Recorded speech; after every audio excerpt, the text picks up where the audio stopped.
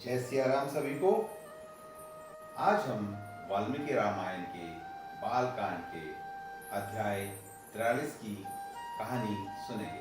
क्या आप जानते हैं कि वो कौन सा सरोवर था जिसमें महादेव ने गंगा जी को स्वर्ग से आने के बाद धरती पर उतारा था? क्या आप जानते हैं माँ गंगा को जानवी क्यों बोला जाता है?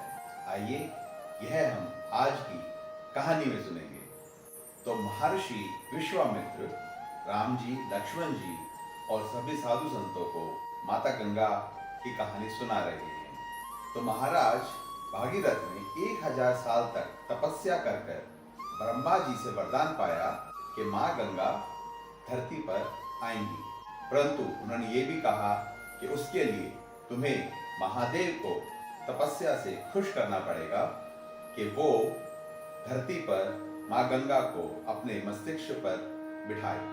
यह सुनकर भागीरथ ने एक अंगूठे पर खड़े होकर पूरे 1 वर्ष कठोर तपस्या की और उससे महादेव प्रसन्न हुए। जब महादेव भागीरथ के सामने आए और उन्होंने कहा कि मैं गंगा को अपने मस्तिष्क पर ग्रहण करूंगा, उसके बाद माँ गंगा स्वर्गलोक से महादेव के मस्तिष्क पर आई। जब वो स्वर्गलोक से महादेव के मस्तिष्क पर आ रही थी तो उन्हें लगा कि उनके वेग से वो और महादेव भूतल में चले जाएंगे और महादेव को लगा कि ये गंगा का अहंकार है। इस वजह से महादेव ने गंगा को अपनी जटाओं में समा लिया। कई वर्षों तक गंगा उन जटाओं से बाहर नहीं निकल पाई और भूमि पर नहीं पहुंच पाई। यह देखकर महाराज भागीरथ ने फिर से महादेव की पूजा की, तपस्या की और उनसे अनुरोध किया कि वो माँ गंगा को पृथ्वी पर आने दे। उसके बाद महादेव ने बिंदु सरोवर में माँ गंगा को पृथ्वी पर उतारा। जब माँ गंगा पृथ्वी पर उतरी तो वो 7 धाराओं में बट गई। जो धाराएं पूर्व की ओर गई उनका नाम था हलादिनी, पाविनी और नालिनी, और जो धाराएं पश्चिम की ओर गई उनका नाम था सुचक्षु, सीता और सिंध। और 7वीं धारा जो कि माँ गंगा की सबसे बड़ी धारा थी, वो भागीरथ के रथ के पीछे पीछे चल पड़ी। जहां जहां से माँ गंगा भागीरथ के रथ के पीछे चलती गई, वहां वहां देवता उसके दर्शन करते आने लगे।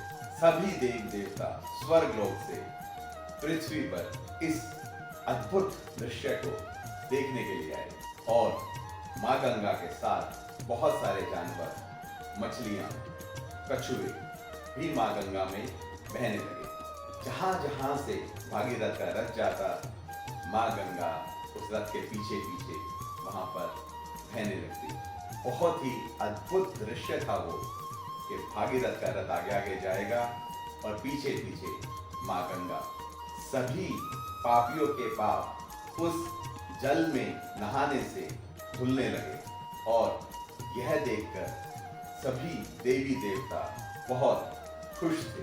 जब माँ गंगा भागीरथ के रथ के पीछे पीछे बह रही थी तो एक ऋषि जिनका नाम जाहनु था, वो तपस्या कर रहे थे और माँ गंगा के जल में वो तपस्या बह गई। वो जो यज्ञशाला थी वो पूरी की पूरी उस जल में बह गई। यह देखकर ऋषि जाहनु को बहुत क्रोध आया और वो माँ गंगा के सारे जल को पी गए। यह देखकर सभी देवी देवता चकित रह गए कि ये क्या हुआ। उन सब ने मिलकर ऋषि जाहनु की पूजा की, उन्हें समझाया कि किस प्रकार गंगा स्वर्ग से इस पृथ्वी पर आई है और अगर वो माँ गंगा को आगे बहने देंगे तो गंगा को उनकी पुत्री माना जाएगा।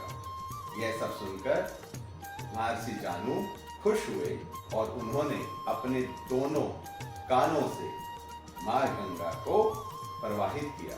इस वजह से माँ गंगा को जाह्नवी भी बोला जाता है। और फिर महाराज भागीरथ के सोने के रथ के पीछे चलते चलते माँ गंगा सागर तक पहुंचे और वहां जाके उन्होंने सागर के 60,000 पुत्र, जिनको भगवान विष्णु जो मुनि कपिल के रूप में आए थे उन्हें भस्म कर दिया था, उनका जल अभिषेक करवाया और वो सभी के सभी स्वर्ग लोक हो गए। और इस प्रकार आज का अध्याय संपन्न होता है।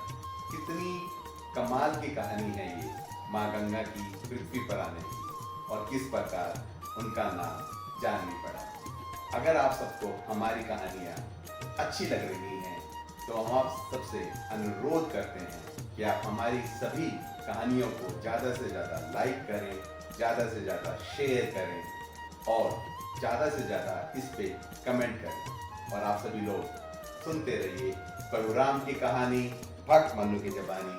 जय सिया राम सभी।